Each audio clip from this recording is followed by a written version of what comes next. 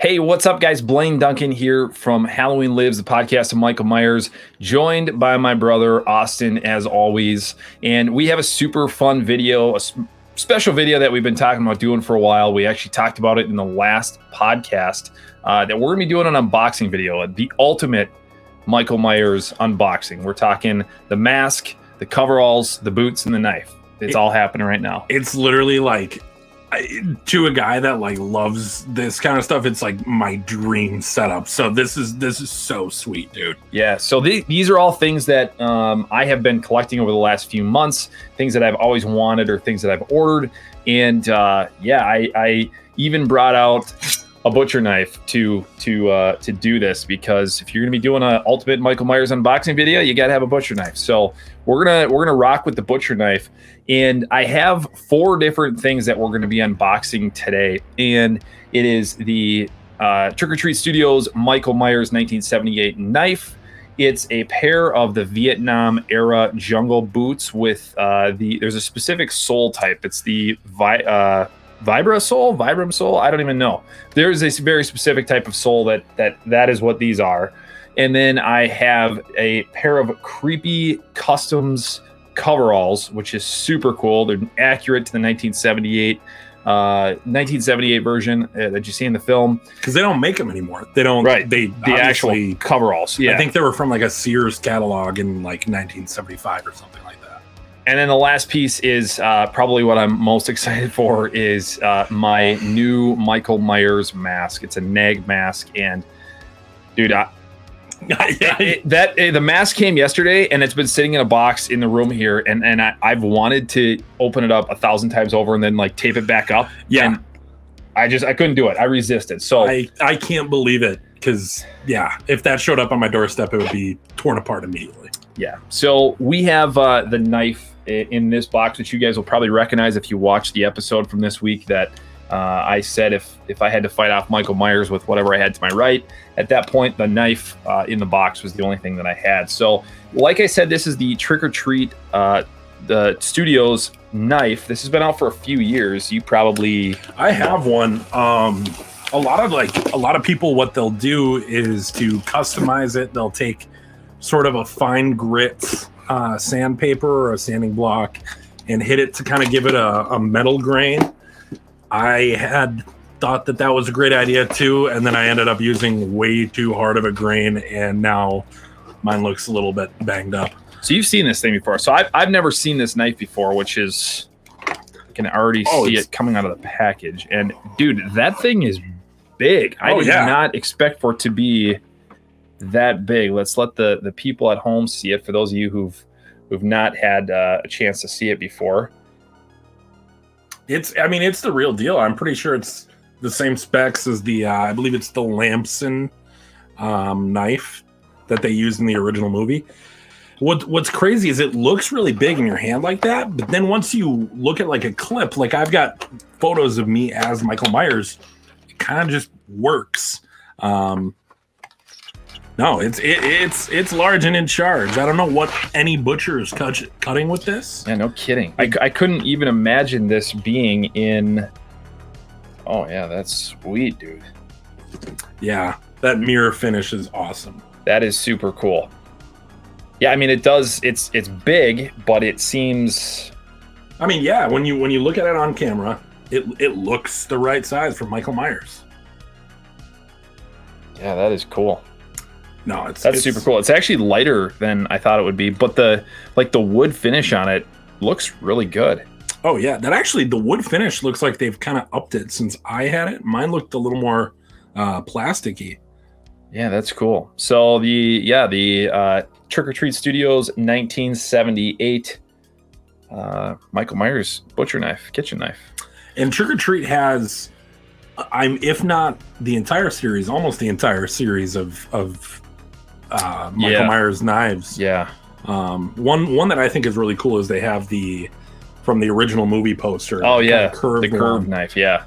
No, that's cool. Yeah, it's lighter than I thought it would be, and much more realistic than I guess I thought it would be. You wouldn't want to take this into an airport. No, definitely not. No. Wow, that's cool. All right, so the knife is down. Oh, that's badass. So there's like on the box, the inside of the box is the knife that Michael is wearing or using in that. Yeah, I had that up in my dorm room in college for a long time. That's freaking sweet. Yeah, that's super cool.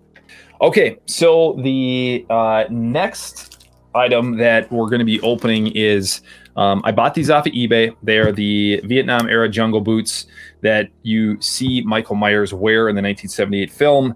I've actually had this box for legit close to 2 months. So in anticipation that we were going to be doing this video, and I'm excited to finally get my hands on them. What is crazy is the box came, and I don't know that you're going to be able to see it, but the box came damaged. Like I could literally look in the box and see the boots when I got them. So once again, making it very, very tough to not open it up and to take a look at what they are. So these are legit boots that were obviously available at that time post Vietnam.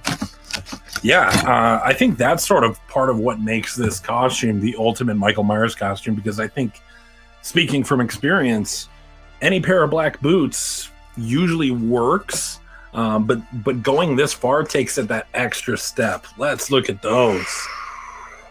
That is cool, dude. Holy shit, those are, feel how heavy that is.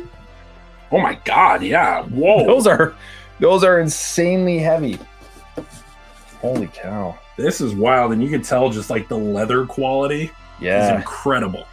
What is so cool, what I like about these boots, and I actually there were several different pairs of boots in my size that I could find on eBay. But what I liked about these ones is that they weren't perfectly clean. Like they've very clearly been used, and I don't know. I mean, who knows if these were actually Vietnam era, like as far as like they're legit or if they're replicas or what they are, but they're definitely old. I mean, oh yeah.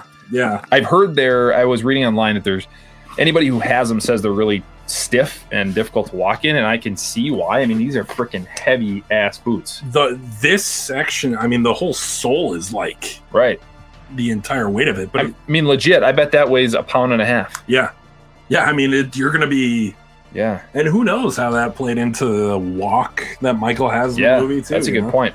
But yeah, I'm glad that they're not like shiny or clean, because you got almost everything in that movie was a little gritty, a little grainy. Yeah. Pre-used. I mean, they were on such a tight budget with that film. No, these are sweet, dude. It also makes me wonder where, I'd love to know a little bit of the backstory, and I'm sure people out there know, but I'd love to know the backstory of where they actually got these boots at. Like, did they belong to Nick Castle? Did they belong to Tommy Lee Wallace? Who had these? And again, you're talking. This is post Vietnam era, so I'm sure there were a lot of people who had these back then. But I'd be curious to know who had the originals. That were used. Yeah. I mean, it could have been an army surplus store. Yeah, that's a good point. Yeah, they may not have been used boots. They might have been new. But yeah, dude, those are heavy duty boots. Well, and you gotta imagine in the early 70s, these were in every house. That's what I mean. Yeah, I mean you're talking post Vietnam, so I'm sure there were a lot of people who had these. But yeah, the Vietnam era jungle boots, legit 1978 replica. That's awesome. Yeah, super. Doesn't cool. Get any closer. Super cool. All right, here's where we're gonna really get excited. Yeah, because the next box, and I have that. You can use that one on top. I don't even know where to put this stuff. Let's do this. Okay. Yep. Yeah. Creepy Customs there. This is from Connor at Creepy Customs, I believe is his name. Super cool dude, and I've had these for a few weeks as well. They're the most legitimate coveralls that you can get, and he's got a whole variety. You can get, obviously the 1978. You can get H2s, you can get the H4. I mean, he literally has everything, even up to through Halloween Ends, which is super cool. Really? Yeah. Oh, I didn't know that he offered everything. Yeah, he does, and definitely check him out. He's on Instagram. I think he's on Facebook too. I'm not sure about Twitter, but check him out because he does incredible work. Well, and from what I understand, these are, I don't know if they're following the exact same pattern that was used for the old coveralls, but I think if it's not the exact pattern, it's been studied from the original to make it as close to the cuts that the original had. So this isn't something that you can run to, Walmart and pick up the coveralls they have there to do. I can already see it's pretty cool. He has his logo built into. So they come in a bag, or at least mine come in a bag. Some people, I've seen them boxed a little bit differently, depending on, I don't know, maybe the style or the variation. So I did get the clean 1978s. He does a more weathered pattern or weathered look, I guess, that is accurate to where the holes are. But I did just get the clean version. I'll probably, honestly, at some point weather them myself and get them as close as possible to what they look like. Nice. But I can already see the color is, dude, okay, so the color is so hard to explain, and it kind of almost looks a little grayish, I guess, on the screen right now. Yeah, they look very gray, but that is sort of the big problem. I mean, anybody who's watching who's a part of like michaelmyers.net, there's been this years-long debate over the color of the coveralls, and this is what does he call this? I don't even remember. Does it say? Let's see. Tex green color matches the to be prop accurate. So Tex green is what these are called, but it's so weird because they're like a bluish gray, but you can see there is a greenish kind of tone to them as well. It's so wild to see, but yeah, it's cool because he's got this little tag. I'll see if I can show that on the camera if that'll pick that up. There you go. So they're the Superior 78 coveralls. And in just a few minutes here, I'm going to put all of this on. It'll be the first time that I try this stuff on, and I am super excited to have these.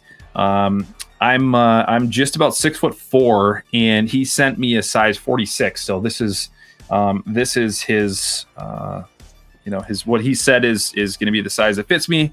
And he said he's pretty good at sizing people. So like I said, I'm 6'3", going on 6'4", and he said the 46 fit me. So if you're about the same body type as me and you're watching this video, that is what size these are.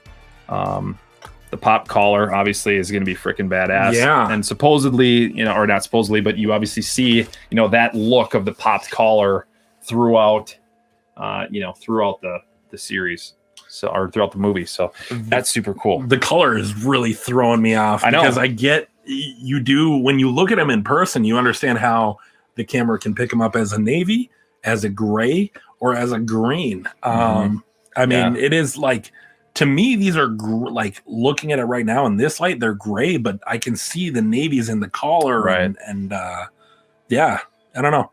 It's pretty sweet. Super cool. Check out Creepy Customs. These things are legit. I'm going to be putting them on here in just a few minutes, and you guys can take a look at them for yourself. But yeah, check out Creepy Customs. Go to their website, Facebook page, and check them out because these things are absolutely. And not only are they like, obviously screen accurate, they're like good, heavy quality material. I was just about to mention that they feel nicer than I've got some of the cheap Amazon ones that I used for my Halloween Ends costume this past Halloween, and the quality on this is 10 times way better. Awesome job, Connor. Those things are sweet. I'm going to be trying those on here shortly, and I can't wait to get into them. But now we've come to the last package that we have, and that is the NAG mask. I bought this thing secondhand. It is from another collector, guy by the name of Eric, who hooked me up with this mask. And this thing is freaking sweet. It is a Castle 75k special edition. And when it comes to masks like NAG, like you're getting basically the top of the top. And wherever you choose to go from there, whether you want to do the Kirk, whether you want to do the Proto, the Castle, it all kind of comes down to preference. You've got a grail here. There are people who are going to like the Castle more. There are people who are going to like the Proto more. But I mean, it's all the mask changes, pun not intended, shape throughout the film, and it's all kind of where you see it. And for me, if I had to pick any Michael Myers mask in the world, I think this would be the one. Okay, well, let's get into it. I'm super excited to see it. It's obviously packed very nicely. Eric, thank you for doing that. And dude, I can already see how he packed it. Oh my God! I will peel this back, and clearly he packed it in a way that I can see the mask, which is super cool. And damn, dude, I can. My God, tell. It's like looking at a newborn baby. Yeah. All right, let's get this out. Sorry for the background noise with this. I'm sure the mic is picking up all kinds of stuff. Oh my God.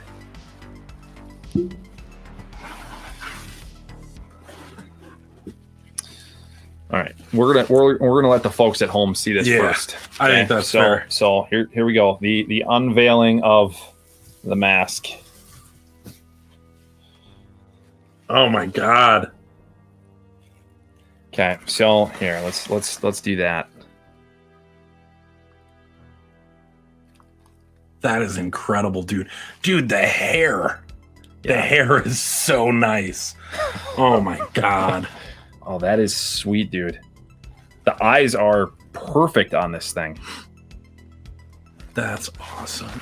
Oh my God. The lips, the mouth. I mean, the mouth. That is, and it's got. I love the paint job on this thing too, because it's got that look that this thing has been worn, that it's been used, like it was in the movie.